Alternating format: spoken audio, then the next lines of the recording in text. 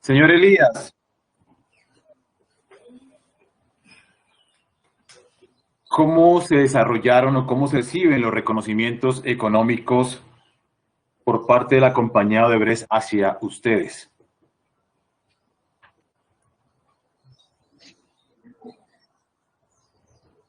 Lo que me entregan a mí, que es un aporte para campañas, se da después de que se da la orden de que saliera el otro sí. Por eso yo quiero respetar aquí a la audiencia.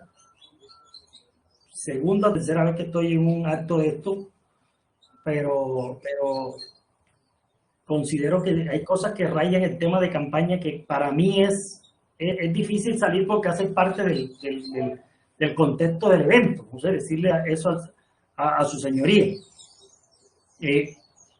Apenas pasa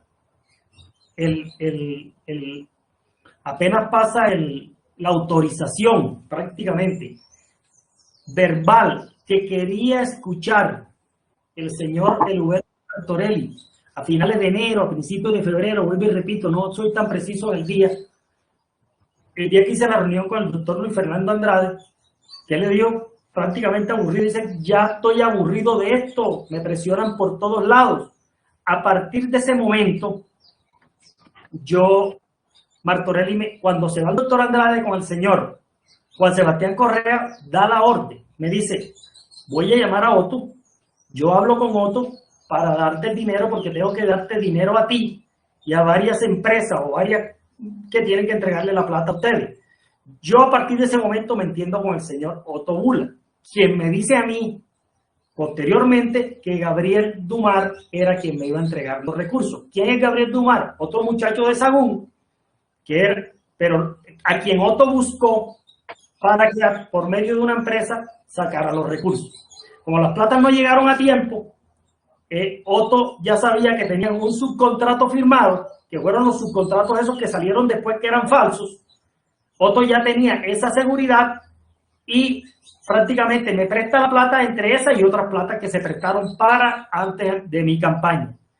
Posteriormente, para la primera vuelta presidencial, me autoriza el señor Martorelli, como por intermedio de Otto Bula también, 2.500 millones de pesos.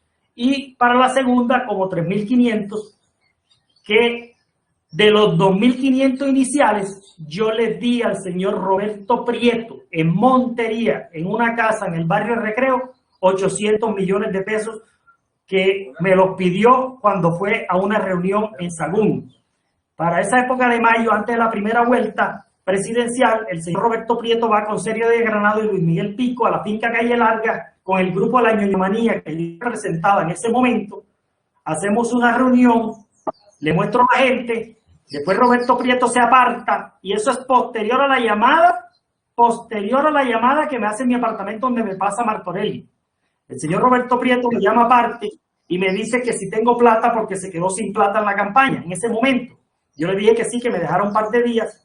Busqué a Otto Bula, mandó a Gabriel Dumar y Roberto Prieto me manda al señor Luis Miguel Pico Pastrana, aquel mismo que me había ayudado desde presidencia, desde el Ministerio de Comercio, a hacer las puertas de la estabilidad jurídica. Ese muchacho es de Lorica, Córdoba, y me había ayudado. A ese muchacho manda Roberto a buscar una plata de esa que fueron 800 millones de pesos, según contó Pico en ese momento, para mandarlo para el departamento de Sucre.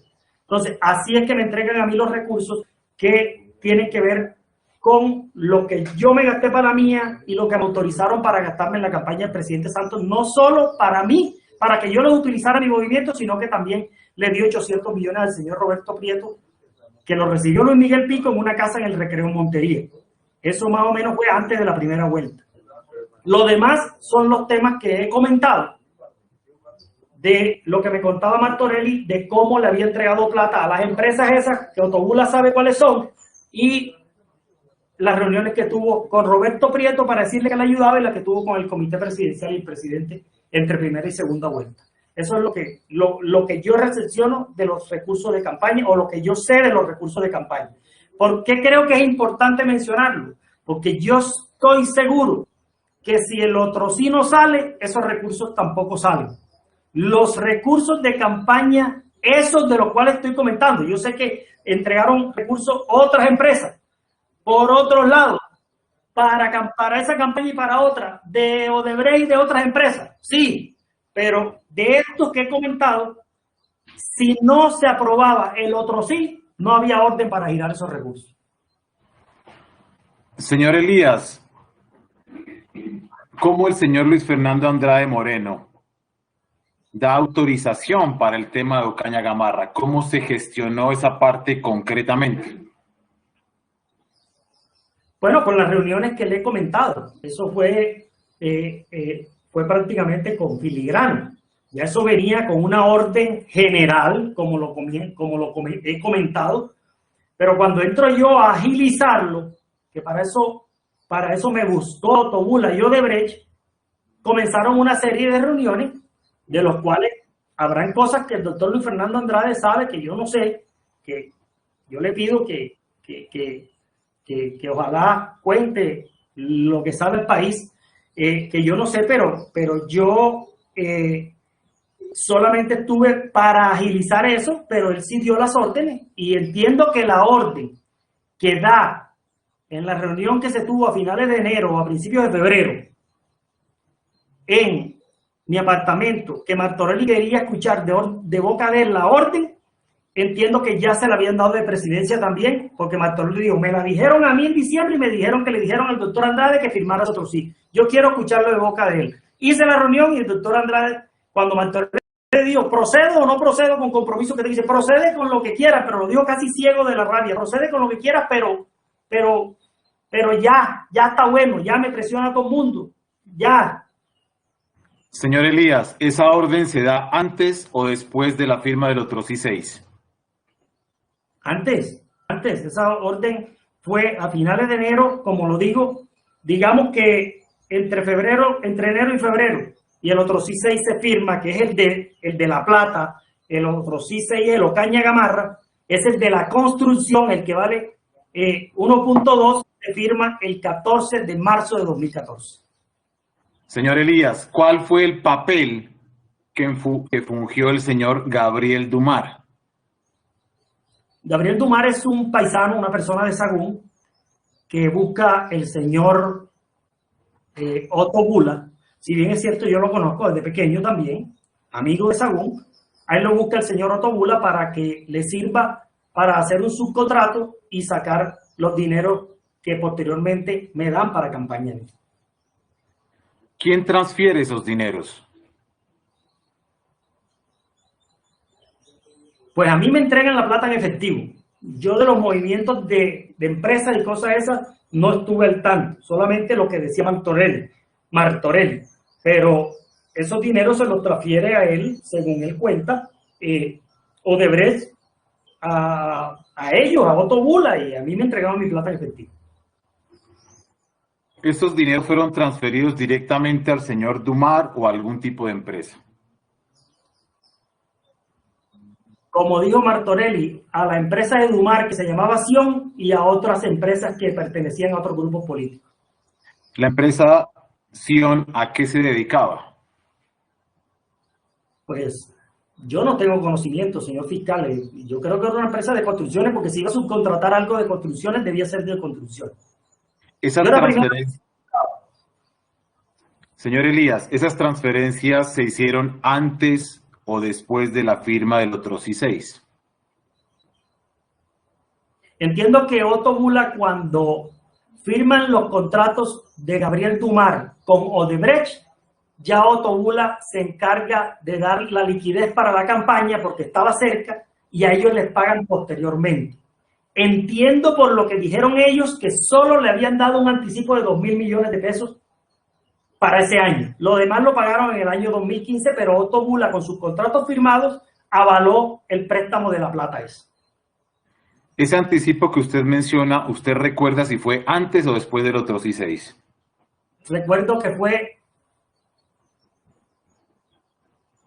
yo no recuerdo, creo que para esa época, no sé si antesito o después, pero a mí sí me entrega la plata el señor Otto Bula antes de la firma del otro C6, pero sí después de la orden. Otto le creía mucho al señor Martorelli.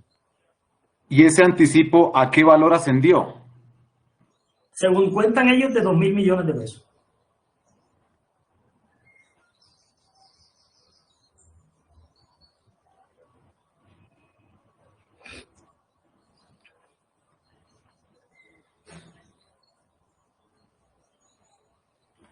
Señor Elías, ¿qué funcionarios de la ANI sabían sobre la autorización de la adición Ocaña-Gamarra? Que esa adición era un hecho.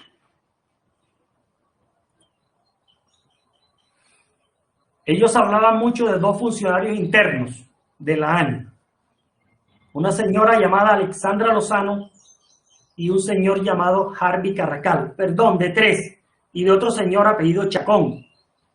Que recuerdo que Otto me comentó que el señor Chacón tenía una empresa llamada Presoan, una empresa similar a Sion, con el cual, por intermedio del cual le pagaban a los funcionarios de la ANI. Esas personas, decía el señor Eder Ferracuti, porque lo dijo en mi casa un día, que le caminaban a Odebrecht y eran ayudadas por Odebrecht con recursos económicos.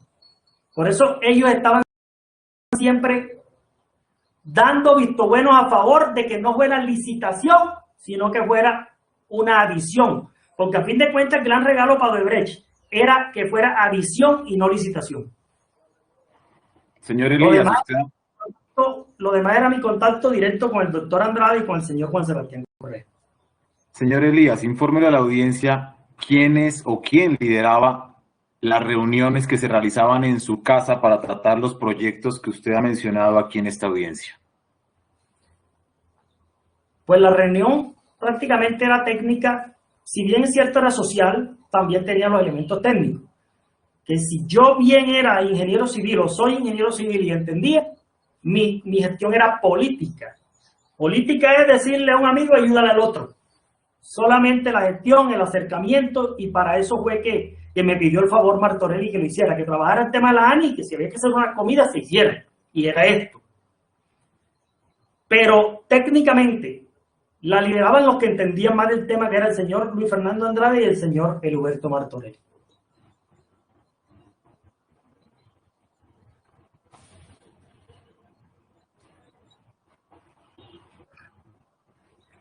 Señor Elías, ¿cuál era su aporte en esas reuniones donde se trataban los proyectos de la ANI, de Cor Magdalena? ¿Cuál era su aporte en esas reuniones? Pues como lo dije anteriormente, señor fiscal, un aporte político de hacer un acercamiento entre una firma amiga y el señor Luis Fernando Andrade y una entidad del gobierno. Yo de mediador, una persona que me considero que en ese entonces pesaba en el gobierno y tenía buena interlocución. Señor Elías, ¿cuál era el aporte del señor Juan Sebastián Correa Echeverri de la ANI en esas reuniones donde se debatían estos proyectos? Pues el doctor Juan Sebastián era asistente, yo no sé cuál era el rótulo que tenía, ni cómo se llamaba el título de su puesto, de su posición, pero era una persona cercana al doctor Andrade, andaba con él, siempre que llegaba uno llegaba al otro. Cuando yo pedía cita la pedía a él, le decía pregúntale al doctor Andrade si puede venir a mi apartamento, y a los 10 minutos estaba la razón hacia atrás, había buena disposición, entonces era una persona cercana al doctor Andrade. Señor Elías, ¿por qué razón el tema de las reclamaciones de la Ruta del Sol 2 no se trataba con las dependencias de la ANI o se invitaba a los representantes de esas dependencias a esas reuniones en su casa? Pues el doctor Andrade, él llevaba a quien le parecía y llevaba al doctor Juan Sebastián, y yo creo que era porque se hablaban cosas privadas, que no, si bien es cierto, es una práctica común aquí en Colombia del tema de que congresistas vayan allá a la entidad con empresas concesionadas. Yo creo que la que criminalizaron fue esta, porque había que darle explicación a los 11 millones de dólares del Departamento de Justicia de Estados Unidos, y la que criminalizaron fue esta. Pero yo creo que es definitivamente es una costumbre, digamos, o parte de la actividad, congresistas o funcionarios públicos, ir con las concesiones con contratistas de la entidad para ayudarle para que después le ayuden en campaña y cosas. No es la primera, y eso es de las cosas que yo le digo al doctor Andrade aquí en esta interlocución, que se diga la verdad de todo el país. Yo cuando estaba al principio, como estaba en el sistema, o estoy en el sistema adversarial, era de defenderme, pero cuando vi semejantes pruebas y semejantes chat y cosas por el estilo, yo digo que no queda otra cosa que decirle la verdad del país, es lo que le pido a él, porque a fin de cuentas estas eran prácticas que se hacían a la luz pública en la entidad, pero cuando se llevaban a lo privado eran porque además tenían otro tipo de connotaciones. Pero ¿quién no sabe que a la ANI también van personas o concesionarios que colaboran hasta en campaña y que es evidente que componen en campaña? Un ejemplo de que si se llevó a la ANI al señor José Franklin Geidinger para ayudarle en la visión de la vía Chía, y él iba a ayudar a las campañas o ayudó a las campañas. Eso, que se diga la verdad de todo. Aquí a mí yo no estoy diciendo, señor juez, con todo su respeto, usted que es Caribe, que metan preso a nadie. Yo no quiero que, ojalá nada, esto acaba familia, esto acaba todo. Yo lo que quiero es que se sepa la verdad del país, porque como dice un tuitero muy reconocido como es Félix de Bedú, ¿sabe por qué siguen haciendo lo mismo? Porque no les pasa nada. Yo creo que este tipo de práctica de Señoría, objeción. Señoría, yo sé que ha dicho usted en algún momento que no se interrumpa al No, señor, no le voy a dar eso. Un segundo, señoría. No le voy a dar. El juicio son claras. No se me interrumpe al testigo por nada. Puede proseguir hablando, señor. Señor, pues, ¿me permite el uso de la palabra? Como dice un tuitero, ¿sabe por qué sigue haciendo? La respuesta del testigo, doctor Héctor, no entra en controversia con el director de la audiencia. Puede proseguir, señor testigo. Gracias, señor juez, su señoría.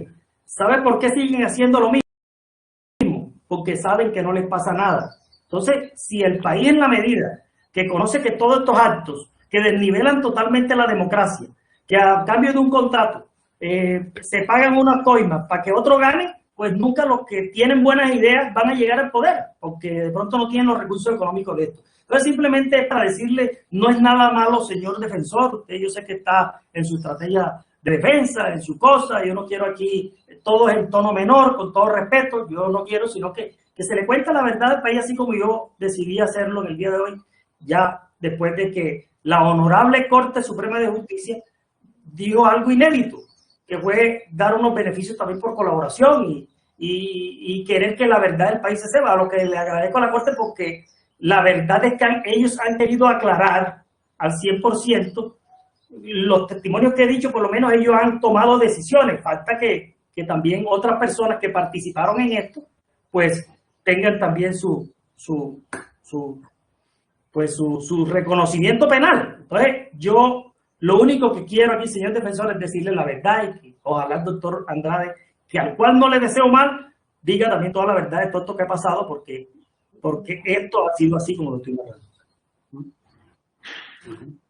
Señor Elías, una pregunta similar a la anterior, pero que tiene que ver con las dos entidades. ¿Por qué razón a su casa no asistieron los representantes de los grupos de trabajo de la ANI en el tema adición Ocaña Gamarra? Y lo mismo, ¿por qué no asistieron los funcionarios públicos encargados de la recuperación de la navegabilidad del río Magdalena en Cor Magdalena para tratar los temas que usted nos ha contado?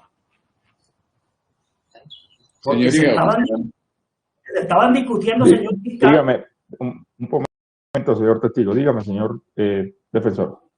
La oposición radica en dos aspectos, señoría. De un lado, la pregunta es compuesta, y del otro, realmente es repetitivo. Por la primera, al lugar, compuesta. Repítala, señor fiscal, en los términos en que requiere el directo. Señor juez, señor Elías, la pregunta que le hace este fiscal es la siguiente. ¿Por qué razón a las reuniones que usted citó en su casa, donde se trataban los temas de Ocaña Gamarra, no asistieron los funcionarios encargados de los grupos de trabajo de la ANI que tenían conocimiento y competencia para tratar esos temas? Porque estábamos discutiendo temas para favorecer a una empresa privada. Eran temas que rayaban el código y eso se sabía. Era favorecimiento a una empresa privada, era regalarle un otro sí y no mandarlo a licitación pública. Señor Elías, ¿por qué razón a las cenas, reuniones que usted programó y citó con el señor Luis Fernando Andrade Moreno, los representantes de Odebrecht, a Favías, no asistieron los representantes de los grupos de trabajo encargados de la recuperación de la navegabilidad del río Magdalena a cargo de la entidad pública Cor Magdalena? No, solo hablamos con el doctor Luis Fernando Andrade, no sé por qué él fue, y eso no se terminó de hacer.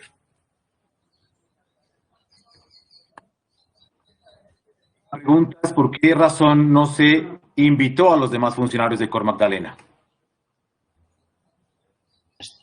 Pues yo creo que no era normal estar buscándole sesiones de acciones a empresas extranjeras. Creo que por eso no lo llevaba, simplemente. Señor Elías, ¿qué relación tenía la Agencia Nacional de Infraestructura con el contrato relacionado con el río Magdalena a cargo de Cor Magdalena? No, que yo sepa nada. Lo que pasa es que el doctor Luis Fernando Andrade llegó un momento en que estuvo encargado de Cor Magdalena. Y cuando él lo encargan de Cor Magdalena fue la época crítica del daño reputacional que tenía la gente de Odebrecht. Por consiguiente, él tenía la vocería de Cor Magdalena y me dice, busquemos a los amigos para que le compren estas acciones a los amigos de AFA, para que le compren las acciones a Odebrecht y pueda seguir ese proyecto. A eso les puede interesar a sus amigos. Punto. Él era el director de Cor Magdalena. Señor Elías, ¿quiénes asistieron a esa cena donde se trató el tema de Navelena? Puedo fallar, señor fiscal, pero en lo poco que recuerdo de ese tema, Juan Sebastián Correa, el doctor Andrade, un muchacho hijo del dueño de la empresa llamado Ricardo Fariña, portugués, y otro señor, si mal no estoy, se llamaba Francisco, era su financiero.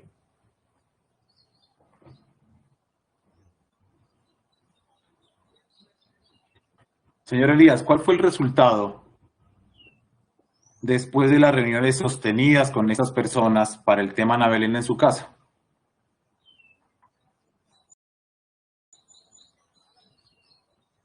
Pues eso es un tema que no llegó a nada y fue prácticamente a raíz del daño reputacional que tenía Odebrecht. Entonces Odebrecht puso muchas trabas también para la sesión a los amigos de Favías, y eso fue un tema que se fue diluyendo entre eso y el problema que comenzaba a entrar en Colombia ya. Entonces un tema que quedó ahí, no pasó más nada. Señor Elías, ¿por qué se estaba buscando un socio para Odebrecht en el proyecto Navelena? No era un socio para Odebrecht, señor fiscal. Era un socio para la parte que quedaba. Odebrecht era el que salía de esa concesión o de esa alianza. La alianza la tenían unos señores Erlain de Barranquilla más Odebrecht. Eran creo que el 80 y pico y el 12%. Entonces Odebrecht, como no podía por su daño reputacional conseguir el crédito para hacer su cierre financiero, quería vender su parte para que llegara a otra empresa y lograran el cierre financiero. Cuando el doctor Andrade llega a Cor Magdalena de director encargado, se acuerda de aquellos amigos de AFA que llegaron en una ocasión a invertir a Colombia. Me dice que por qué no le decimos a los amigos que le compren esa parte de Odebrecht. Entonces comenzamos a hacer esos acercamientos entre esos amigos y Odebrecht, pero resulta que, como le dije anteriormente, eso se fue diluyendo y no llegó a nada. El que iba a vender era Odebrecht, la parte accionaria. Señor Elías, ¿cómo finaliza ese cierre financiero en Navelena? Pues no creo, yo no recuerdo, pero creo que no terminó, creo que ese contrato lo terminaron caducando. ¿Usted recuerda por qué razón se caducó ese contrato? Pues por tantos problemas. Primero, no hubo cierre financiero, no se logró. Segundo, Odebrecht estaba hasta el cuello de problemas. Ya habían metido a Marcelo Odebrecht en Brasil, en Estados Unidos, no sé dónde. Y eso se salió de las manos. Ni lo que nosotros intentamos salvar ese proyecto entre el doctor Andrade y mi persona, ni se pudo. Eso se quedó ahí, lo caducaron y terminó. ¿Usted recuerda en qué año lo caducaron? No recuerdo, fiscal, no, yo sé, pero de pronto fue en el 2016, creo, 2017, después que ya yo estaba en los problemas. Señor Elías, ¿qué otros aspectos diferentes a los temas de la ANI y Cor Magdalena se tocaban en las cenas que usted ha mencionado en su apartamento? No, muchos temas de todo tipo, políticos, como le dije, el doctor Andrade como que le causaba mucho interés ya la política, tenía muchos roces con políticos en la ANI, pues le interesaba saber qué pasaba, de eso hablábamos de su experiencia en el exterior, de los años que vivió en el exterior, de cosas de los hijos de él, le gustaba la navegación en el mar, en vela, de los míos, muchas cosas de la política nacional, etc. Señor Elías, indica a la audiencia cuántas veces ingresó a la ANI para hablar de los temas relacionados con Odebrecht. No lo sé decir con precisión, pero fueron más de 15 veces. Señor Elías, ¿cómo se realizaba su registro en la ANI para hacer su ingreso a esas instalaciones? Pues a veces entraba con la credencial o la tarjeta que tenía el señor Juan Sebastián Correa, quien me esperaba abajo. Es un edificio. A veces me registraba, no encontraba al señor Juan Sebastián Correa y me registraba y daba mi registro y subía. Pues eran los dos sistemas que yo me puedo acordar que se utilizaban.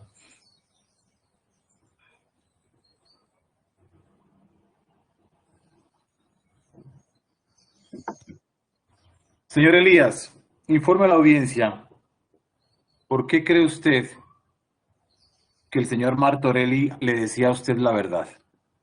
Señoría, objeción. Dígame. Bueno, señoría, claramente la pregunta dirigida a explorar una opinión del señor testigo y esas valoraciones las tiene que hacer el juicio y particularmente su señoría en el fallo. Al lugar.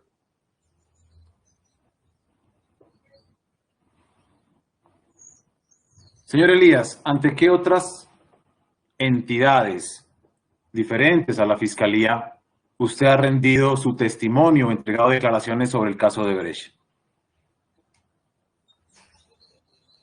Pues ante la Corte, que ha hecho, considero, su trabajo y se vio reflejado en el beneficio que hace poco autorizó y lo ha hecho contra los aforados, que es su resorte. Di varios testimonios, pero contra solamente en el caso de aforados, no contra necesariamente en el caso de aforados.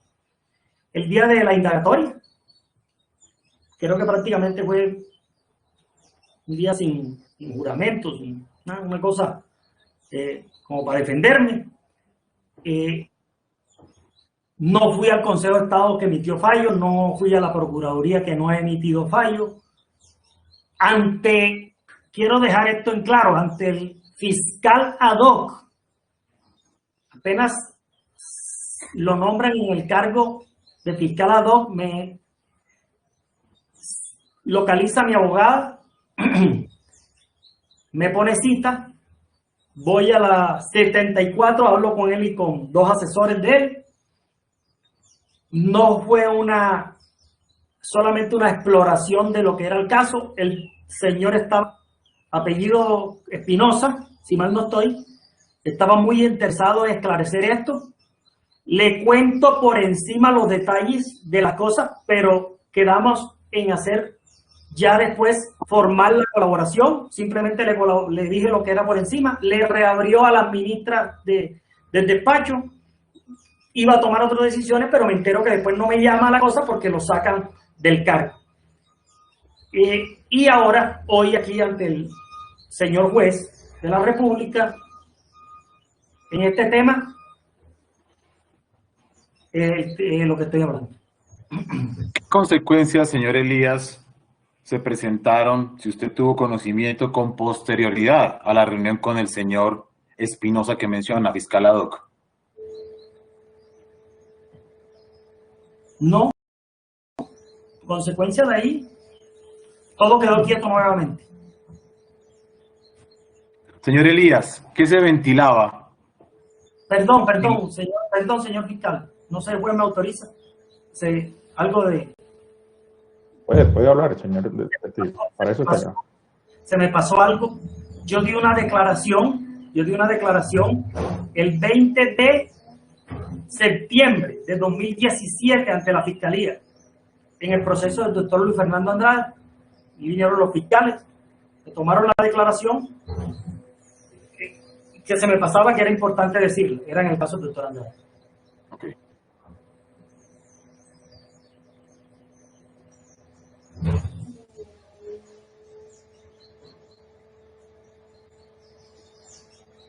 Perdón.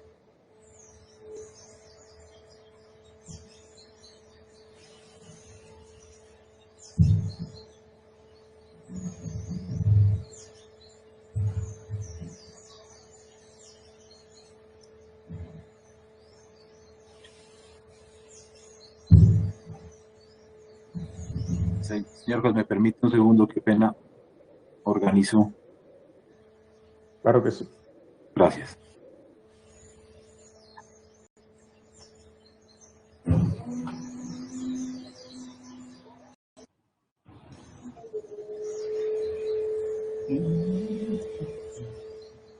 Señor Elías,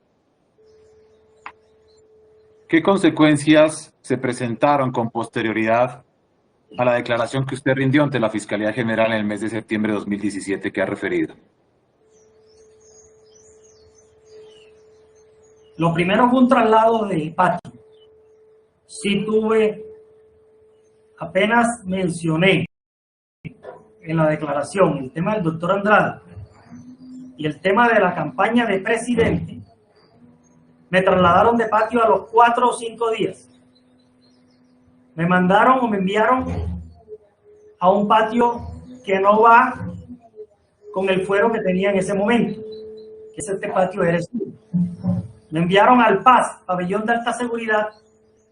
Me trasladaron a las 6, 7 de la noche a una celda de 2x2 y me dijeron, ahí está la celda de usted, tenía unas canastas de gaseosa, como decimos en la costa. No había colchón, no había nada y esa es su habitación. Me tocó obligado pasarme para otra celda donde estaban unas personas que afortunadamente se portaron bien. El señor Monsalve, el señor de la oficina de Envigado Douglas, el segundo del alemán, el señor Indio, el que menos tenía 3.000 muertos, sin importarle, como se los dejé dicho aquí en la picota, que yo hubiese de pronto podido legislar en contra de ellos y sin importarle el peligro que corría mi vida. Así me trasladaron esa noche y demoré 6 días en El Paz, aquí en los pabellones al lado. Después, con gran sorpresa, me consigo la foto, señor juez, de quien dio la orden de el traslado. Y decía, me la mandaron de jurídica de acá y decía Presidencia de la República. Después recibí unas visitas de un abogado aquí varias veces. Era el abogado de Roberto Prieto. Y yo no sé, muy incómoda y muy diciendo muchas cosas que,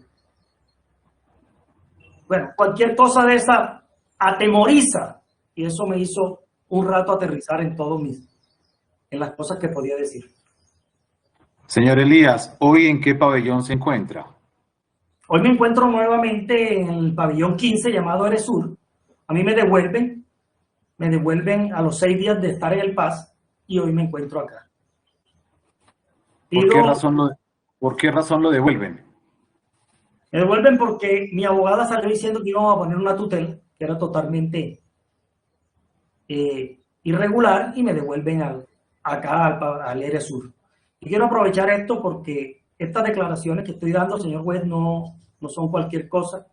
Y este caso de Odebrecht es un caso donde todo el país sabe, señor juez, que han habido muertos, que han habido traslados, como se lo estoy comentando, que han habido todo tipo de cosas feas. Yo quisiera que usted y la Fiscalía General de la Nación, como se lo dije a la Corte Suprema, tengan en cuenta esto para mi seguridad y la de mi familia. Pero más allá, señor juez, quiero narrarle a usted, para que tenga conocimiento de ello, que la Honorable Corte Suprema de Justicia me dio a mí una orden de traslado, la sala de instrucción, para que me trasladaran para el Sesco o para el Cantón Norte. La tengo desde diciembre del año 2019 y no hubo poder humano que el IMPEC y la policía y el ejército la hicieran efectiva. Todas estas personas por las que yo hablo tienen tanto poder que mire cómo estamos. Pero no solo eso. ¿Sabe qué dijo la Policía Nacional? Que el CESPO no lo tenían para tener detenidos, que lo estaban utilizando para otra cosa. Pero el señor Roberto Prieto sí está allá desde hace rato y en esa época estaba. Entonces, para unos no y para otros sí. Y la orden mía es de la Honorable Corte Suprema de Justicia. Entonces, yo sí le digo que tengan en cuenta eso porque yo sí necesito seguridad, porque aquí no estoy hablando del portero del Congreso. Aquí estamos diciendo unos hechos donde creo, no quiero usurpar su órbita, creo que están implicados personas que mandan en este país.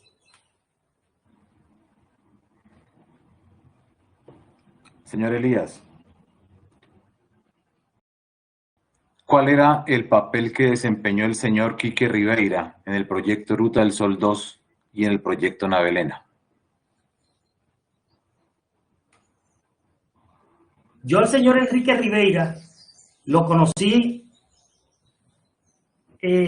recién pasadas las elecciones a Congreso. Era asistente del señor Roberto Prieto en el partido de la U. Pasaba con Roberto Prieto, inclusive iba a mi casa con Roberto Prieto. Una vez me cuenta el señor Juan Sebastián Correa, me pregunta que sí, ¿qué tiene que ver el señor Enrique Ribeira en el tema del Otrocío Caña Gamarra? Y yo dije, tengo idea, de pronto por la cercanía con las ministras, con Gina Parodi, con Cecilia Álvarez, a lo mejor. ¿Por qué? Porque hace llamadas aquí a la ANI a acelerar también el proyecto del Otrocí, a que continuara su curso el tema del Otrocí. Eso fue posterior a la firma del Otrocí. Entonces yo dije, pues debe ser esto, porque no tengo más explicación, señor Juan Sebastián. Debe ser esto. Posteriormente, cuando ya el señor Enrique Ribeira era secretario privado o algún rótulo parecido del expresidente Santos, yo le decía que me ayudara a acelerar las reuniones para la gente de AFAVía de Portugal con los bancos para que llamara. Y él hacía el puente con FDN y con lo que podía hacer el puente para que se diera esa interacción con la empresa AFAVía. Señor Elías, ¿qué tipo de comunicaciones sostuvo usted con el señor Luis Fernando Andrade Moreno en el entretanto, inicios y avances de las investigaciones del caso Odebrecht en la Fiscalía, en la Corte y ante otras autoridades? Señoría, objeción. Defensa. Realmente es compuesta y confusa. Y además sugestiva. Confluyen las tres al lugar.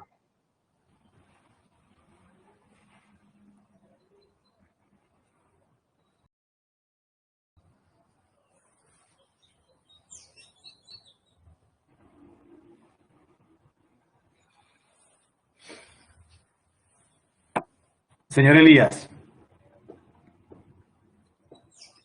¿qué se ventilaba en las cenas realizadas en su casa para estos proyectos de la ANI Cor Magdalena sobre el concepto del Consejo de Estado relacionado con la adición a los proyectos de infraestructura vial? Principalmente en la comida que se tuvo en el 2013, la primera comida que se tuvo entre el doctor Andrade, Juan Sebastián Correa, Martorell y yo. Ese concepto había salido y prácticamente decía que no se podía hacer adición, prácticamente no, concluyente totalmente. Si bien es cierto un concepto que dicen que no obliga, pero era clarísimo y es clarísimo y lo pueden ver, acá lo tengo. No se podía hacer adición sino licitación, menos un tipo de vía transversal que no estaba dentro del eje del objeto del contrato. Entonces, esa era una preocupación para todos. Se dialogó ahí, se dijo ahí y terminó subsanado todo en ese semestre con la reunión de diciembre en la ANI. A fin de cuentas no le pararon bola al tema del concepto y echaron para adelante. Y jurídica de la ANI dijo que sí se podía. Acuérdense que era la señora Alessandra Lozano, que era fletada por Odebrecht y todo ese tema y echaron para adelante. Ahí no hubo concepto, digamos.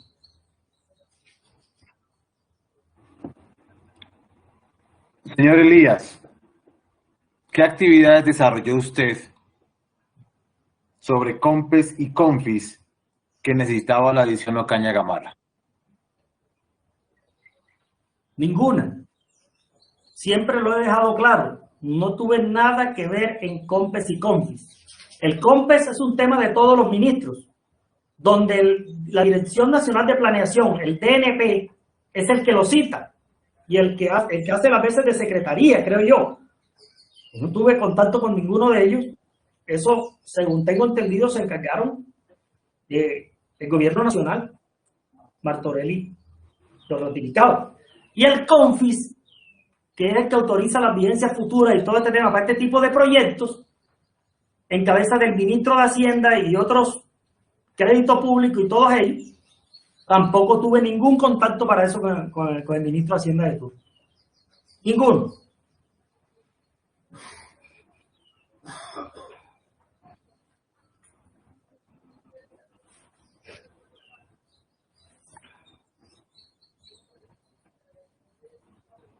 Señor Elías, ¿qué facultades expresas o delegación le había entregado el gobierno nacional a usted para interactuar con funcionarios de la ANI para el caso del proyecto Ruta del Sol 2 y su adición? No, ninguna. Ninguna. No, yo no hablé con nadie sobre eso, actuaba independientemente, pero logré engranar en esos intereses que traían muchos, ubicándome en mi parte, pero no tuve nada que ver con la única persona con que hablé, era con la gente de la ANI, el doctor Luis Fernando Andrade y Juan Sebastián Correa. Señor Elías, ¿qué facultades expresas? Aló. Sí, lo escuchamos. Señor Elías, ¿me oye? Sí, lo escucho. Sí, sí lo escuchamos, señor fiscal. Qué pena es que se me paralizó aquí la pantalla. Señor Elías, ¿qué facultades expresas le entregó el gobierno nacional a usted para interactuar con una entidad como Cor Magdalena en relación con el proyecto para la recuperación del río Magdalena?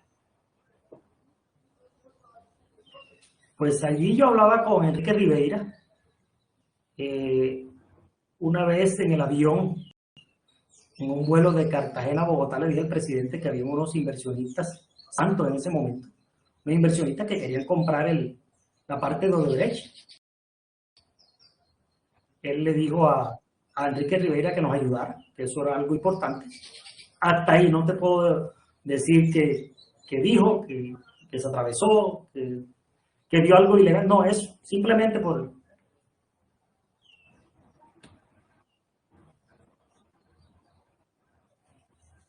Ninguna autorización expresa. Aló. Señor Elías, ¿qué facultades expresas autorizadas por el gobierno nacional tenía el señor Luis Fernando Andrade Moreno como presidente del ANI para interactuar con un senador para desarrollar o adelantar o discutir los proyectos de la ANI y Cor Magdalena? Yo no sé qué tan expresa, que su manual de funciones lo exprese, lo diga o no lo diga. Creo que es parte de los funcionarios de la rama del Poder Ejecutivo atender control político, atender a los congresistas, todo ese tipo de temas. A lo que me voy es a lo que me decía el señor Martorelli, en el caso de que él prácticamente era el ministro de Transporte y que daba las órdenes de todo, él, Martorelli. Y cuando llegó el tema de firmar el otro sí, en la reunión de mi casa, él me dijo que le habían autorizado, entre enero y febrero de 2014, él me dijo que le habían autorizado ya al doctor Andrade que firmara ese otro sí desde presidencia, y él quería escuchar eso del mismo, entonces lo escuchó. Yo digo que sí había, desde presidencia algo le autorizaron al doctor Andrade para que firmara ese otro sí. Le diga, proceda lo que tenga que proceder, pero ya déjenme en paz con esto. Señor Elías. Una de esas personas sí no tiene que decir doctor Andrade. Señor Elías, ¿qué gestión realizó usted relacionada con vigencias futuras del presupuesto para el proyecto Ruta del Sol 2? No recuerdo, pero eso no recuerdo bien. Son temas de conflicto. Ahí no. Señor Elías, ¿qué efectos para usted hubiera tenido sacar el proyecto Ocaña Gamarra a licitación pública? Señoría, objeción. Dígame. Bueno, está pidiendo casi que una opinión pericial al señor testigo y de eso no se trata esta diligencia. Es impertinente. Al hogar.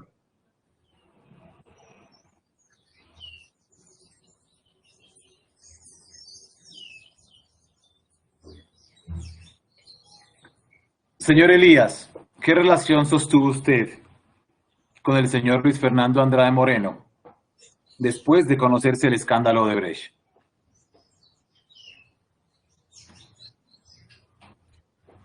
Pues yo fui a su oficina posterior a que estuviera el escándalo allá en Brasil. Yo creo que ya habían capturado al señor Marcelo Odebrecht.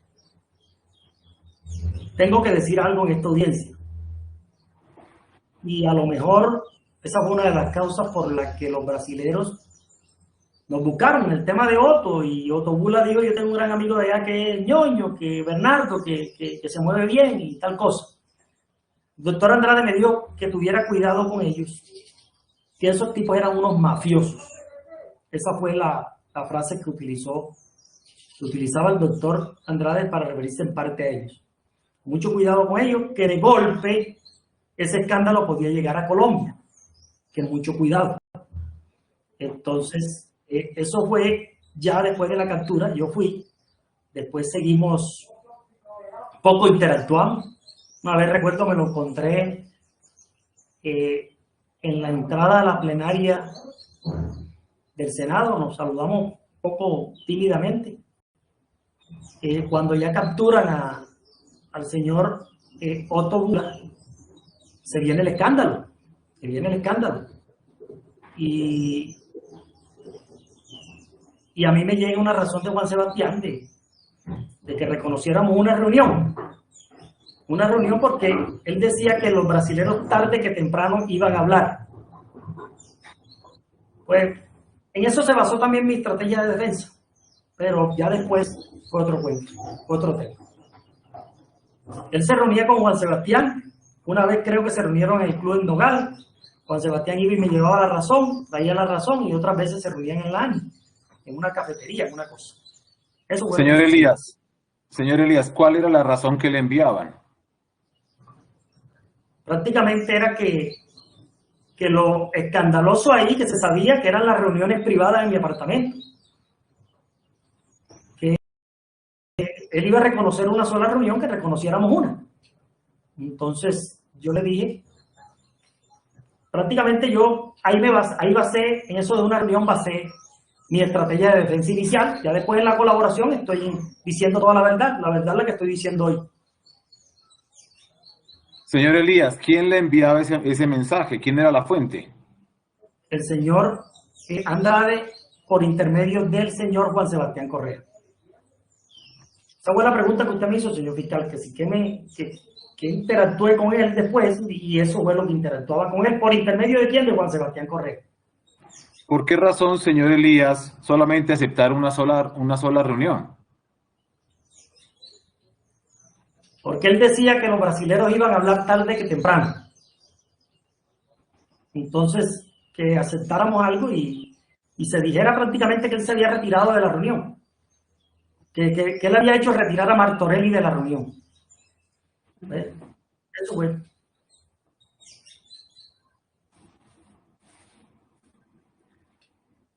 Señor Elías, ¿usted tuvo conocimiento si se realizaron aportes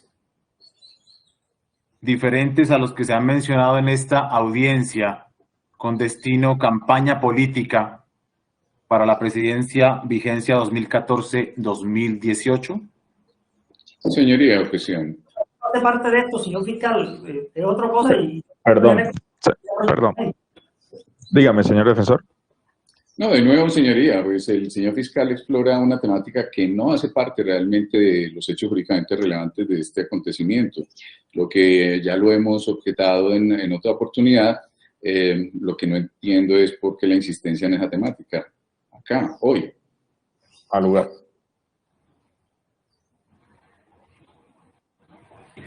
Señor Elías, infórmele a la audiencia con qué otras personas, funcionarios directivos de las diferentes entidades del Estado, usted tuvo interlocución con fines de adelantar o de impulsar los proyectos Ocaña Gamarra, Cor Magdalena, reclamaciones, etcétera.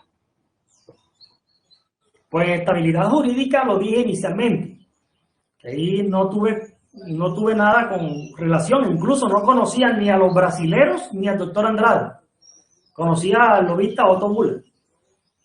Ahí tuve interlocución con el ministro de Hacienda Mauricio Cárdenas, con el senador Antonio Guerra y con el señor Luis Miguel Pico, secretario privado del doctor Sergio Díaz Granado.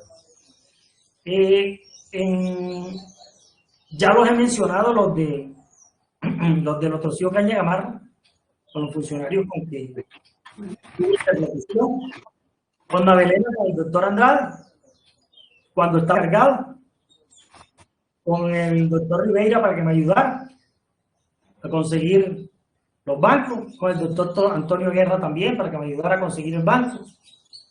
Y en los reclamos eso fue algo que prácticamente quedó en un amague, en una propuesta, como le dije, que me dio Martorelli. Alcanzamos a hacer una reunión en mi casa. Esa reunión creo que fue a finales de 2014. Pero no se llegó a nada y eso no sé si lo habrán pagado al final o no se los pagaron, hay que revisar. ¿Alguna otra persona usted sostuvo contacto para estos proyectos? Ahora mismo que recuerde así, no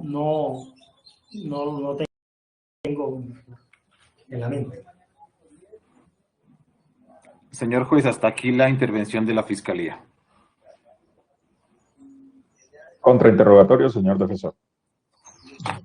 Señoría, acá creo que estamos frente a un evento muy semejante al que en otras sesiones ya la defensa advertía que el testigo llega con aspectos muy novedosos que no están precisamente incorporados en sus declaraciones en la JEP, en la Corte Suprema de Justicia, en la Fiscalía, y requiere la defensa no solamente hacer uso de una documentación adicional para confrontar al testigo con miras eventualmente de una impugnación de credibilidad, Y aquí el planteamiento, señoría, es en este sentido. Primero, pues recordar, como lo había dicho el señor fiscal en la sesión anterior, que no se atendiera el testimonio del señor Elías, porque seguramente ese día no sería suficiente para cumplir con esa tarea.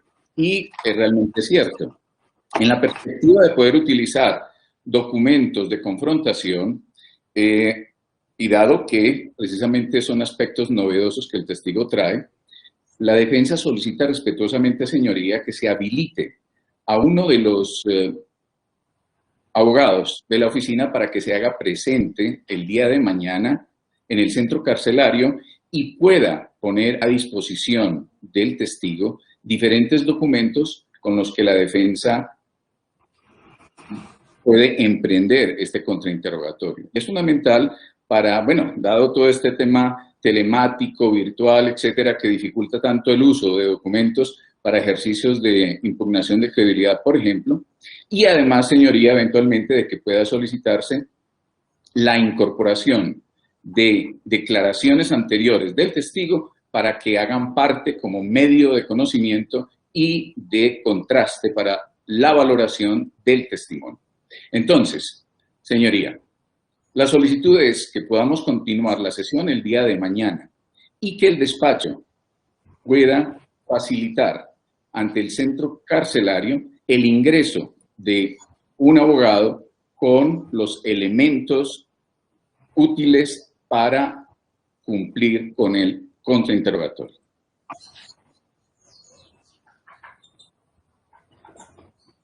Fiscalía.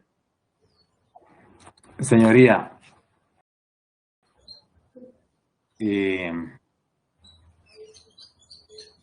todo lo que se ha mencionado en esta audiencia es lo que se ha dicho en las diferentes diligencias, en las diferentes audiencias. Llevamos noviembre, diciembre, enero y febrero. El testigo ha mencionado lo que ha rendido, ha manifestado en la fiscalía, en la corte. Fiscal ad hoc, el señor defensor lo conoce. Fue un descubrimiento gigantesco para que no se quedara nada, digamos, o algún tipo de sospecha para evitar situaciones que vayan a afectar el proceso. Considero que es el trabajo que se debe hacer en cuanto, o se ha hecho el trabajo de una manera respetuosa con el proceso, con la justicia, con el despacho, con las partes intervinientes. Considero que dejar o enviar una persona hasta la picota físicamente, pues volvemos a una situación complicada respecto a los temas de contagio, como ya se vivió, que fue lo que entendimos. Segundo, existe la tecnología, que es esta precisamente que estamos usando. De lo contrario, estaríamos en su sala o en los despachos de Palo Quemado asistiendo, haciendo la audiencia. Entonces, yo considero, señor juez, que los documentos se pueden trasladar vía email, fotografía, etcétera, y los despachos judiciales que lo han hecho, porque lo conozco, se han apoyado por las direcciones o las oficinas jurídicas de cada entidad carcelaria.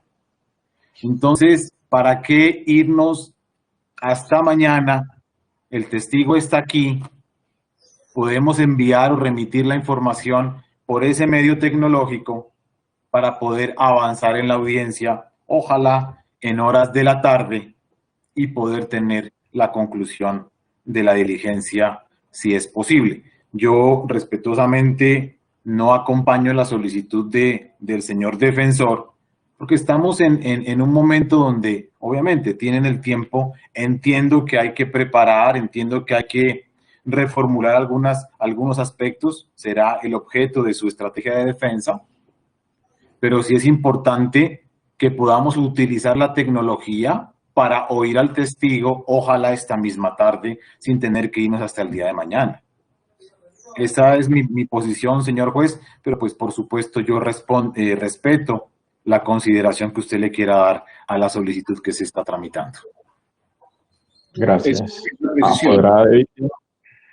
Ya hacemos el recuento, señor defensor. Ya le doy el uso de la palabra. Apoderada de Gracias, señoría. De acuerdo con lo manifestado por el señor fiscal, además advierte esta apoderada de la Agencia Nacional de Infraestructura que no hay una razón, o por lo menos no la entendí, para que se tenga que desplazar una persona hasta el día de mañana, para que se tenga que dilatar esto hasta el día de mañana. Entonces, señoría, de todas maneras me atengo a lo que decía su despacho, sin embargo, la petición es que no se acoja lo peticionado por la defensa y que prosigamos esta tarde. Todavía no son las 12 del día y podríamos iniciar sobre las 2 de la tarde. Entonces, pues, señoría, quedo a expensas de su decisión. Gracias. Ministerio Público. Gracias, señor juez. Ya en ocasión anterior, desafortunadamente, tuvimos una experiencia un poco desagradable con la presencia de sus miembros de la defensa en la sala de audiencia con ese mismo propósito. Me refiero desagradable a la posibilidad que se presentó de algún contagio, según lo que nos dijo el señor defensor. Yo pienso que debemos aprovechar, como lo señala el señor fiscal y la señora representante de víctimas, al máximo las posibilidades que nos da la tecnología. Eso que señalaba el señor fiscal en punto a que se pueden hacer llegar, coordinando por supuesto con la cárcel nacional, con el centro de reclusión donde se encuentra el testigo, toda vez que entendemos que por lo menos el señor Vidal no puede tener en su poder pues un computador o un celular de su propiedad a través del cual se le hagan llegar los documentos, pero seguramente coordinándolo con las directivas del centro carcelario se podría eventualmente realizar. Ahora, hay un tema que pienso, señor juez, que debería ser un poquitico, de tener un poquitico de mayor valoración, y es el punto que señala el señor defensor, en el sentido de que el testigo hoy hizo unas afirmaciones y se refirió a unos temas que no estaban consignados en sus declaraciones anteriores, es decir, de los cuales la defensa, según parece, no tenía conocimiento, que los ha introducido dentro de esta declaración y que eso requiere, por supuesto, una preparación y seguramente la obtención de otros documentos para poder confrontar sus afirmaciones.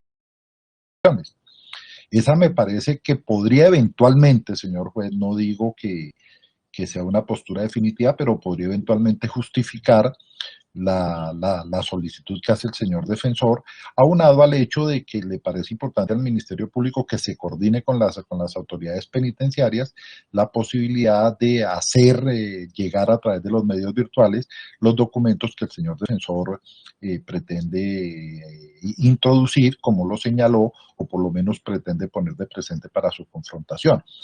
Y lo otro, yo no creo que en las horas de la tarde, si esa fuera la decisión, se pudiera conseguir la autorización para que una persona ingrese mañana, un miembro de la defensa, con una cantidad de documentos para ponérselo de presente. Me parece que debemos aprovechar la virtualidad para esos efectos. Eso es, señor juez. ¿Va a agregar algo, señor defensor? Sí, señoría, solamente un par de precisiones. El testigo en el día de hoy ha hecho alusión a una declaración que rindió ante el fiscal ad hoc, algo que mencionó precisamente el señor fiscal, afirmando que de ese documento o del contenido de esa declaración se dio traslado o descubrimiento a la defensa. Puedo manifestarle, señoría, con seguridad que la defensa no conoce y hoy fue sorprendida con la declaración del testigo de haber rendido una declaración ante el fiscal ad hoc y que la fiscalía delegada que ahora impulsa el juicio y que está pues aquí como parte, nunca compartió con la defensa. Entonces, ese es un aspecto a precisar. El otro es que el enfoque, un aspecto del enfoque que tiene el Ministerio Público es el acertado. Mire, señoría, la defensa puede estar dispuesta a que todo se haga entonces de manera telemática. No hay dificultad en eso. Podemos buscar la forma técnica de que se haga. Pero el disponer de todo el material que debe ser confrontado, debemos entonces dar traslado a las partes, debemos permitir que el despacho también tenga a disposición esa documentación, porque eventualmente puede ser una documentación que la defensa solicite sea incorporada al juicio.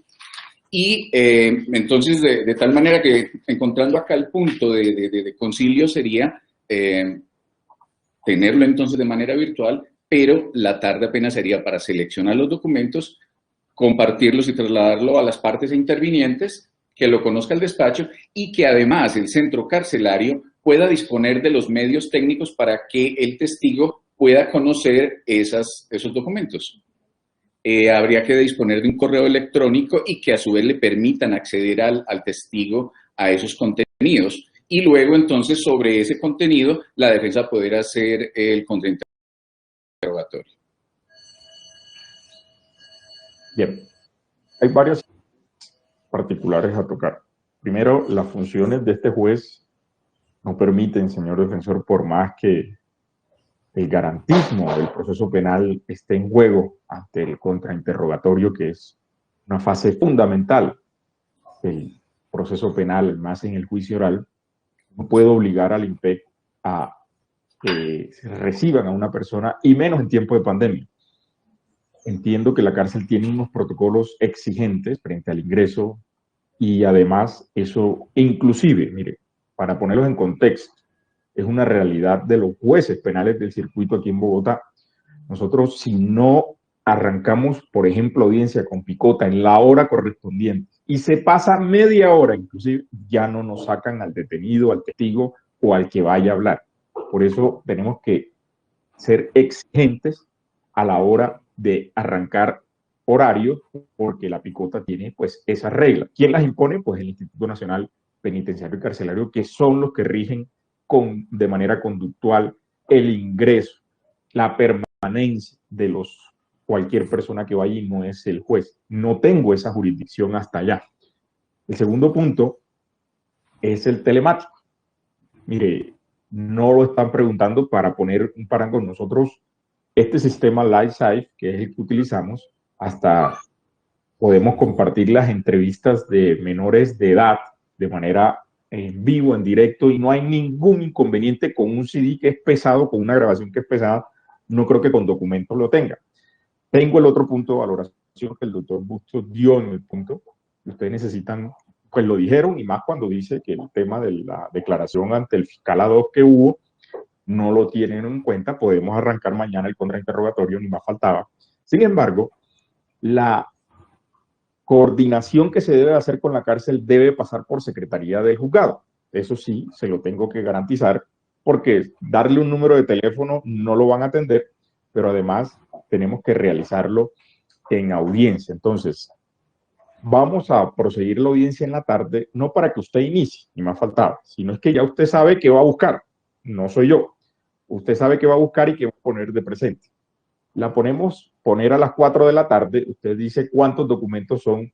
Mauricio, que es el secretario que está en el despacho, y yo sé que no he hablado con él sobre este tema y lo estoy enterando apenas a través de la audiencia, va a hablar con la gente de la cárcel y nos va a tener una razón en la tarde a ver qué correo mandamos los documentos, en qué medida usted quiere, al menos el orden que lo quiere que se le coloque de presente al testigo, y así vamos desarrollando, y mañana 8:30 tenemos, Mauricio, arrancamos nuevamente con el contrainterrogatorio.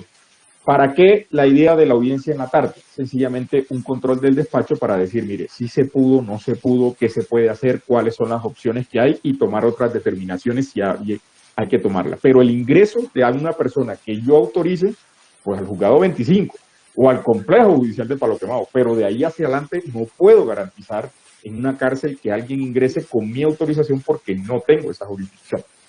Entonces, vamos a entrelazarnos otra vez, señor fiscal, señor defensor, a las 3:30, creo que es una buena hora, media de la tarde, para los efectos. El INPEC también será notificado, porque el testigo debe estar de las resultas de cómo se va a hacer este análisis de documentos que la defensa quiere ponerle de presente para efectos de surtir su contrainterrogatorio. Si hay alguna decisión adicional, en la tarde también la tomaremos para esos efectos. ¿Quedamos en eso, señor defensor? Señoría, de acuerdo. Solamente con esta observación, si el señor fiscal tiene la gentileza de compartir con la defensa el documento que ha hecho alusión el testigo y que el mismo señor fiscal, tal vez por un error involuntario, considera fue descubierto a la defensa, pero en realidad no lo ha sido. Entonces podríamos esperar de él que lo comparta. ¿Alguna valoración adicional, señor fiscal? O idea, inclusive. Aquí estamos recibiendo las ideas señor, por de telemático. Claro, sí, señor. Gracias, señor juez. según la programación nos encontramos 3:30 p.m. para coordinar lo que fue la logística del envío de los documentos. Y cuadrar con el reiniciaríamos mañana. Ok. Para encontrarnos mañana nuevamente en audiencia de contrainterrogatorio. Así es, así es. Estoy garantizando el escenario del contrainterrogatorio, que se dé en legal forma, al menos con que se puedan mostrar esos documentos. Sí, señor. Señor defensor, yo no tengo ningún tipo de diligencia rendida y recibida por el señor fiscal Adoque en su momento. No conozco, no he recibido, y si la conociera o la hubiera recibido, pues se la hubiera descubierto, se la hubiera entregado. No tengo conocimiento de eso. Sí dije que el señor testigo rindió testimonio, diligencia, declaración, entrevista, no lo sé. Esa fue una respuesta que él nos dio en esta audiencia, frente cuando yo pregunto ante qué autoridades él rindió su testimonio o declaración, y él manifestó muchas entidades, entre ellas Fiscal Adoc. Yo no conozco el documento físico si existió, ni conozco las consecuencias de pronto sí las conozco por lo que he oído, pero no tengo plenamente, físicamente, esa evidencia para poderla poner en un descubrimiento probatorio y poderla entregar. Gracias por la aclaración. Bien. ¿Puedo hablar? Señor testigo, deme un segundito. Ya vamos a seguir con las preguntas. Esto no es de un día, señor testigo, le pido paciencia. Me imagino que el señor defensor va a hacer sus preguntas al respecto, ahí aclara las situaciones, ni más faltaba. O en el redirecto, que es otro punto que tiene el fiscal, también le podrá hacer las preguntas sobre el punto. ¿Apoderada víctima, alguna idea adicional, alguna situación adicional que quiera comentar? Ninguna, señoría, pero sí me preocupa el tema de esa declaración que manifiesta con el fiscal ad hoc, porque si de todas maneras no existe tal documento, no sé. Y bueno, y la otra sugerencia es que de pronto antes de que nos veamos a las 3:30, pues si la defensa ya tiene los documentos, pues que también nos corra traslado para el día de mañana estar todos completamente informados, señoría. Gracias. Doctor Bustos. Gracias, señor juez. No, simplemente para mediar en algo que me parece que es una discusión que no tiene mucho sentido. ¿De qué manera, señor juez? Lo que el testigo, por lo menos lo que el Ministerio Público escuchó del testigo frente a la famosa declaración ante el fiscal Adoque, es que se trató de una conversación casi que informal entre él, el señor fiscal Adoque y los asesores, y que quedaron de formalizarla después. Es decir, de tomar después una declaración formal, la cual no se pudo cumplir porque el señor fiscal Adoque dejó de ser fiscal. De suerte que me parece que esa discusión de si hay un documento, una declaración, no creo que tenga mayor relevancia frente a lo que dijo el testigo, por supuesto. De resto, nada más, señor juez, me parece que su decisión es completamente acertada. Me parece que es lo más razonable que podemos hacer para continuar con el diligenciamiento. Bien. Entonces creo que el asentimiento inclusive del testigo que hemos visto, porque se puede palpar de lo que dice el doctor Bustos, donde dice eso es, entonces creo que el señor defensor queda zanjada ahí, parece ser que no hay declaración, sino que simplemente él manifestó una conversación muy informal. Bien, quedamos entonces a las 3:30. Antes de irnos al almuerzo, sí tengo que dejar presente varias situaciones, señor fiscal, y por favor, señor doctor Bustos, quiero que también me acompañen en esto porque son situaciones muy delicadas que está pasando en este proceso y que de verdad no están teniendo el eco debido. En días pasados recibí el correo electrónico del fiscal delegado de una situación particular que ocurrió con un testigo que creo que se llama Juan Sebastián Correa, donde lo intimidaron, lo amenazaron en vía pública, y lo digo porque ya este servidor fue objeto de eso. Sin embargo, en este momento pues no puedo mencionar ninguna situación particular, ha estado calmada la situación de seguridad, pero ya es con este es el segundo testigo que hay una anomalía. La primera fue con Juan Sebastián Correa, una vez dio testimonio aquí, no en el trayecto a su casa, sino días después, fue abordado en vía pública y le hicieron unas amenazas que se pusieron de presente a través de correo electrónico por el fiscal delegado ante este estrado judicial. El segundo punto hoy, otro testigo que dice, tengo una boleta de la sala de instrucción de la corte y la policía a mí no me recibe para garantizar mi seguridad. Entonces, estoy viendo que esto se va a repetir y a repetir y a repetir, y al menos por la función de este servidor, en cuanto a dos cositas particulares, no lo puedo dejar pasar. La primera, el artículo 67 del Código de Procedimiento Penal, que es el deber de denunciar. El servidor público que conozca de la comisión de un delito que debe investigarse de oficio, iniciará sin tardarse la investigación si tuviera competencia para ello. En caso contrario, pondrá inmediatamente el hecho de conocimiento de la autoridad judicial competente. Frente a la amenaza que recibió el testigo Correa, que lo documentó, y creo que ya hay una apertura de investigación, me imagino, por parte del ente fiscal. Señor fiscal, si no es así, pues me corrige. Ahora le doy el uso de la palabra. El despacho va a compulsar las copias para efectos de que se investigue, pero además, instando a la fiscalía que, como fue testigo aquí, debemos garantizarle al menos, por parte de la fiscalía, pues la seguridad competente para esos efectos y que se realicen todas las indagaciones a que haya lugar. El otro numeral que me habilita para hacer algo frente a la situación que me plasmó el testigo hoy, que son los deberes del servidor judicial en el numeral 5, atender oportuna y debidamente las peticiones dirigidas por los intervinientes dentro del proceso penal. Dice intervinientes, puede ser Ministerio Público, puede ser el mismo testigo.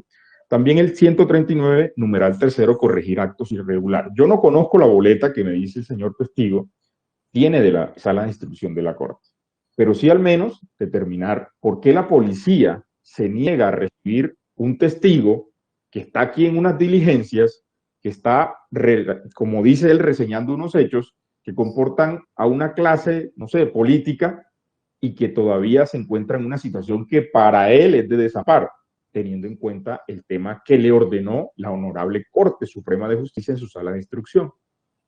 Para mí, si me llegan esa boleta, voy a dar traslado a la policía para efectos de que indiquen si es verdad o no lo que dice aquí el testigo, y si no lo han cumplido, sencillamente compulsaré copias a la Procuraduría General de la Nación para que investiguen disciplinariamente cómo una orden de una sala de instrucción de la Corte todavía no se cumple dentro de estas instancias, y aquí vienen los testigos y también dan su declaración y todavía no hay quien les diga, mire, sus derechos están garantizados porque usted está colaborando con la justicia, aceptó los cargos y tras de eso sirve de testigo, pero usted lo dejó en una cárcel, no a su merced porque está bajo el IMPEC, pero sí porque si hay una orden judicial no se cumple. Yo no puedo dejar como servidor público esas circunstancias particulares, y esa es la determinación que tomaré. Requeriré a quien corresponda, luego de tener a través del abogado que se encuentra aquí, Luis Carlos Torregrosa, los efectos de que porque un testigo que está en este despacho declarando en este proceso todavía no ha sido protegido si así lo determinó una sala de instrucción. ¿Correspondería entonces a la sala de instrucción? Sí, está bien, no lo han solicitado allá, no sé, pero al menos me lo han puesto de presente a mí y en honor a las funciones que cumplo, debo realizar los respectivos, si no compulsaré las copias respectivas del por qué una orden judicial todavía no se le ha dado cumplimiento cuando las demás autoridades deben desarrollar la labor de la justicia, y entre esas la Policía Nacional. Es lo que quiero determinar. Quiero que la Procuraduría me acompañe en estos temas que acabo de decir. Doctor Bustos tiene el uso de la palabra y señor fiscal también, por supuesto. Por supuesto que sí, señor juez, y básicamente en lo que más le preocupa al Ministerio Público, y hará las gestiones necesarias para ponerlo en conocimiento de la delegada correspondiente, es el incumplimiento por parte de la policía de esa orden de traslado impartida por la Corte Suprema de Justicia. Le parece indudablemente al Ministerio Público que es un hecho muy grave, por lo menos quien habla hasta ahora tiene conocimiento de ello, y por supuesto que haremos lo necesario y lo acompañaremos a usted, por supuesto, señor juez, en esas decisiones que ha tomado, que son simple y sencillamente el estricto cumplimiento del deber que la ley le impone. Claro que sí, señor juez, estaremos acompañándolo en esa gestión. Señor fiscal, ¿ya hay apertura de investigación para efectos de determinar de dónde provienen las amenazas del otro testigo? Señoría, apertura de investigación, en realidad no lo sé. Me pondré en la tarea de averiguarlo hoy mismo, por supuesto. ¿Qué hicimos? Yo recibí una llamada de una fiscal delegada ante tribunal que está encargada de algunas de las líneas del caso Odebrecht, que es el grupo que se creó para atender esos asuntos, con esta nueva administración y me informa que el señor Correa Echeverry la llamó para comentarle sobre las, digamos, intimidaciones que sufrió en las vías de Bogotá. Yo recordé el episodio que había pasado con usted, señor juez, en algún momento, que lo transmitieron en los medios de comunicación, y lo que hice fue inmediatamente comunicarme con la Dirección de Protección y directamente están ya en la evaluación, estuvieron en mi oficina, me hicieron una entrevista bastante larga, un requerimiento bastante largo también, lo contestamos y he estado como pendiente de que eso se tramite. Digamos que noticia criminal en averiguación respecto de esas amenazas, no conozco si exista radicado, pero voy a pedir información para poder confirmarle a usted y a las partes en esta audiencia qué noticia es y de qué fecha, por supuesto lo haré inmediatamente. Eso fue lo que se conoció y yo le agradezco, señor juez, pues haber hecho la manifestación, la instrucción que da el día de hoy sobre lo ocurrido, porque era uno de los puntos que yo iba a abordar al final de la audiencia con respecto al señor Bernardo Miguel Elías Vidal, porque seguramente con lo que ya conocemos, con lo que él ha comentado aquí hoy, seguramente se van a presentar este mismo tipo de situaciones y son personas que se encuentran por los hechos, por los casos, en un riesgo bastante alto. En varias ocasiones, algunos de los testigos me han manifestado sobre el temor de acudir a la audiencia, sobre el temor de tener que contar las cosas, sobre aspectos que, digamos, abordan situaciones de la política nacional que no son fáciles de manejar y digamos que su temor es que los amenacen y ellos estando en un centro de reclusión, en realidad me dicen yo puedo estar tranquilo, pero me preocupa mucho en la calle, mi familia, mis hijos, etc. Entonces, yo le agradezco, señor juez, por la manifestación y la instrucción del día de hoy. Era un tema que yo iba a abordar al final y me comprometo a tener la información respecto a ese radicado sobre esas amenazas que sufrió esta persona. Sí, su señoría, si me da el uso de la palabra, por favor. Doctor Luis Carlos, entienda que usted está como garante del testimonio que está dando su probijado. No tiene poder de intervención y quiero mantener la audiencia en orden. No es por cortarle. Si quiere, se dirige al despacho de manera vía electrónica y me indica y me allega los documentos que me quiera llegar. El despacho tiene el correo j25psc.bt@sendoc.ramajudicial.gov.co, pero no quiero alterar el orden porque si le doy el uso de la palabra interviene en las diligencias que se está llevando frente a otro acusado, sería alterar pues la balanza del sistema penal acusatorio. Doctor Héctor, tiene el uso de la palabra, por supuesto. Gracias, señoría. Bueno, pues primero, por supuesto que la defensa comparte toda la preocupación que acontecimientos como esto tienen para la recta administración de justicia y el conocimiento de la verdad. Es del máximo interés de la defensa, señoría y amable audiencia, y creo ser vocero del doctor Luis Fernando Andrade en este aspecto, es del máximo interés que si un evento como el que denuncian de amenazas en vía pública al señor Juan Sebastián Correa Echeverry se ha presentado, pues acudir a esas cámaras de seguridad que están ya tan abundantes en la ciudad y que se identifique a las personas que realizan eso, si eso tiene relación o vínculo con su participación como testigo en el proceso. Y no podemos sino ser solidarios con ese aspecto, señoría, porque la defensa ya en repetidas ocasiones ha denunciado la persecución, el acoso y la intimidación que ha recibido el doctor Luis Fernando Andrade con diferentes medios de espionaje y de toda índole. Por eso tenemos que ser solidarios con que la rectitud tiene que abrazar a todos los que intervengan en este juicio y que su señoría tenga a disposición unas herramientas de conocimiento transparentes y no conducidas por presiones, constreñimientos o cosas parecidas. Entonces, reitero, es del máximo interés de la defensa del doctor Luis Fernando Andrade que las investigaciones no se queden anotando o registrando una noticia criminal, sino que realmente se verifiquen los contenidos y pueda darse tranquilidad y transparencia a este juicio. Gracias, señoría.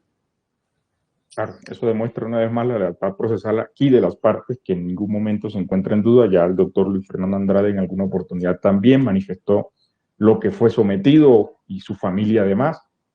El despacho tiene esos conocimientos, por eso es que tengo que hacer, la ley me obliga a hacer estas situaciones en audiencia.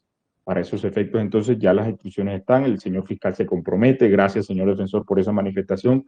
El doctor Henry Busto también, como Ministerio Público, acompañará a este juzgado a realizar las compulsas de copia, si es que ello hay lugar, si hay, vuelvo y repito, alguna situación que amerite realizar esas situaciones extremas que no se deben presentar. Un juicio oral debe ser lo más libre posible de presiones y además de eso solamente venir a contar la verdad. Muchas gracias a todos por el espacio y además de esto por conectarse de manera virtual. Nos vemos nuevamente a las 3:30. Mauricio, señor doctor Héctor, obviamente está habilitado a hablar a través de Dana, que es la que se comunica con Mauricio, porque hay un mensaje de la cárcel que dice que ellos sí tienen la disponibilidad de compartir cualquier documento y lo pueden hacer por instrucciones que ustedes les digan en el momento, inclusive de manera directa, junto cuando se vaya a desarrollar la audiencia. Entonces creo que tenemos una luz que le puede servir de mucha ayuda. Bien, nos vemos entonces a las 3:30.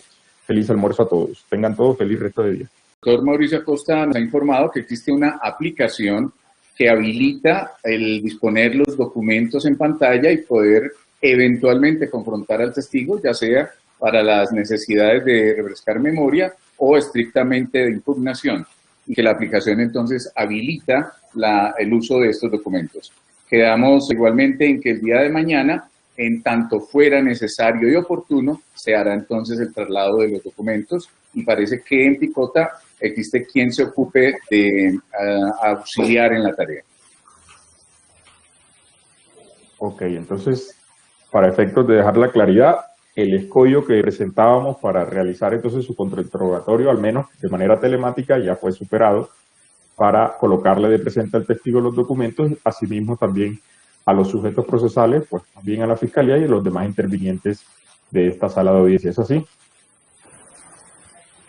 De acuerdo, señoría. Bueno, muy bien. Mauricio. Sí, sí, señor.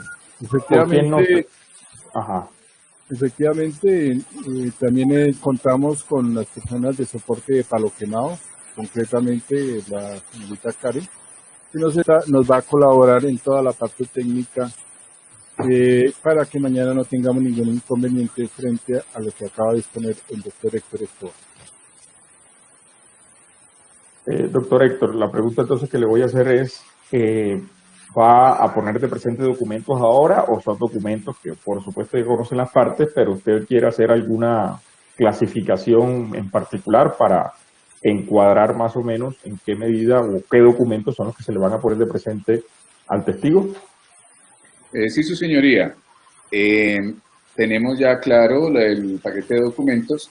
Ellos podrán ser dados a conocer no solamente al testigo, sino a los intervinientes y a la parte del proceso en el momento que se considere oportuno ante las eventualidades ya de refrescar memoria o de impugnar la credibilidad del testigo.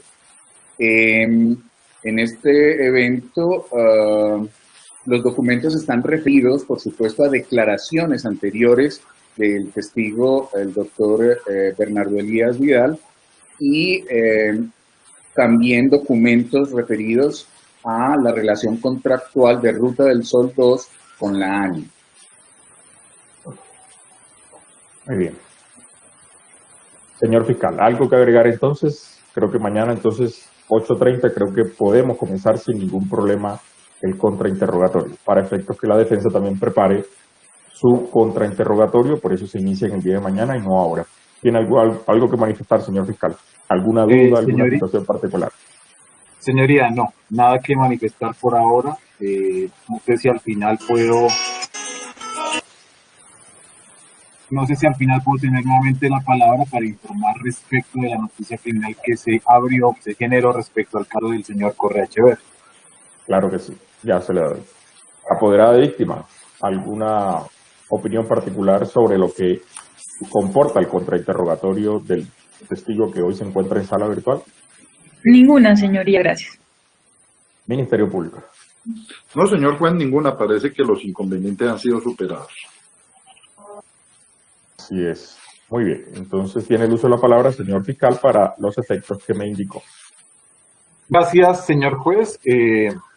en horas del almuerzo, entre 12 y 2 de la tarde, recibí un correo electrónico donde me informan por parte de la señora Nancy Janet Monroy Cortés y la doctora Liliana María Calle Rojas, funcionarios de la Fiscalía, me informan cuál fue la noticia criminal que se generó respecto de la situación que presentó el señor Correa Echeverry, y dice lo siguiente, abro comillas: apreciado ciudadano, que es el reporte que se le remitió a esta persona, la Fiscalía General de la Nación le informa los datos básicos relacionados con la denuncia que usted ha presentado. Número único del caso NUC 11001600 50 2021 02784. Despacho que atenderá el caso, Dirección Seccional de Bogotá, Administración Pública, Fiscalía 216 Seccional, Dirección del Despacho, Carrera 29, número 18A67, indica los teléfonos y la fecha de asignación 23 de febrero de 2021. Señor juez, esa es la información que conozco. Genera la noticia criminal con ese número a partir de las denuncias del señor Juan Sebastián Correa Echeverry, que él presentó directamente a la Fiscalía. Se tramitaron también a la Dirección de Protección, y la Dirección de Protección, como lo informé, realizó todo el trámite.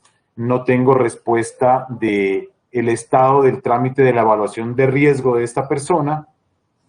Esperamos que ellos pues nos comuniquen de manera rápida en qué quedó esa evaluación y cuáles fueron las medidas que se tomaron para la protección de esta persona que generó ese tipo de riesgo, señor juez. Doctor, tiene el correo electrónico, veo que lo asignaron ayer, entonces el correo electrónico de la Fiscalía 216 para también el despacho realizar el traslado de lo que se le remitió por parte del ente fiscal. Permítame.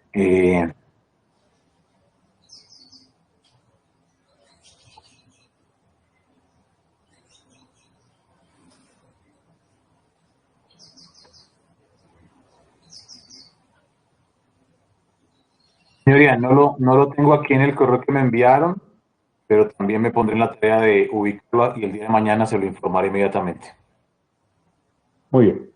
Eso con efectos para darle pues el impulso y que el juzgado conoció por correo electrónico, y también para que solicitar que hagan lo pertinente y esclarezcan los hechos tal cual, como lo dijo el señor Ministerio Público, jurada de víctima, y también la defensa, que también está interesada en que se esclarezcan estos hechos. No es posible tener un juicio lleno de presiones indebidas, sobre todo a los testigos. Señor testigo, quedó enterado entonces. Desde mañana a las 8:30 nuevamente nos vemos de manera virtual. Le van a poner de presente, si así lo requiere la defensa, por supuesto, unos documentos específicos para esos efectos. Coordinaré con el señor secretario para que alguien de pronto lo acompañe y que sea más fácil el desarrollo de la audiencia si se le llegan a colocar esos documentos.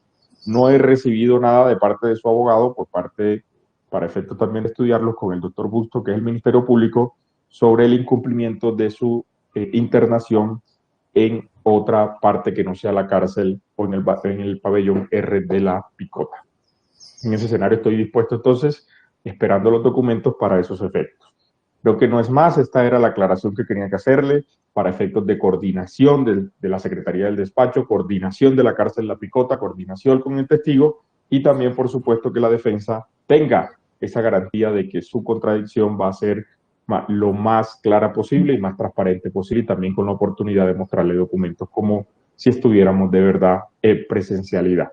Yo creo que no hay otro tema por absolver en esta tarde de hoy, y esta era una constancia que debía hacerse para los efectos pertinentes. No siendo otro el motivo de la presente, se termina entonces la diligencia, se suspende más bien este juicio oral, promediando las 4:07 de la tarde. Tengan todos feliz resto de día.